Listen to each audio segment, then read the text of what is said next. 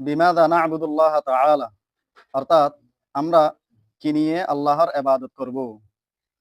তার উত্তর, না'বুদুল্লাহ তাআলা খাউফান ওয়া তামাআ, অর্থাৎ আমরা আল্লাহর ইবাদত করব ভয় এবং প্রত্যাশা নিয়ে। আল্লাহ তাআলা কোরআন মাজিদে বলেন, ওয়া'বুদুহু খাউফান ওয়া তামাআ, অর্থাৎ তোমরা আল্লাহর ইবাদত করো ভয় এবং প্রত্যাশা নিয়ে। কিসের ভয়? জাহান্নামের ভয়ে। এবং কিসের প্রত্যাশায়? বেহেশতের প্রত্যাশায়। তারপর হাদিস শরীফ থেকে তার দলিল, নবী করিম সাল্লাল্লাহু আলাইহি ওয়াসাল্লাম আল্লাহর দরবারে প্রার্থনা করতেন, আসআলুল্লাহ আল জান্নাতা ওয়া আউযু বিহি মিনান নার, রাওয়াহু আবু দাউদ। অর্থাৎ নবী করিম সাল্লাল্লাহু আলাইহি ওয়াসাল্লাম আল্লাহর দরবারে আমি জান্নাতের প্রার্থনা করি এবং জাহান্নাম থেকে আশ্রয় চাই।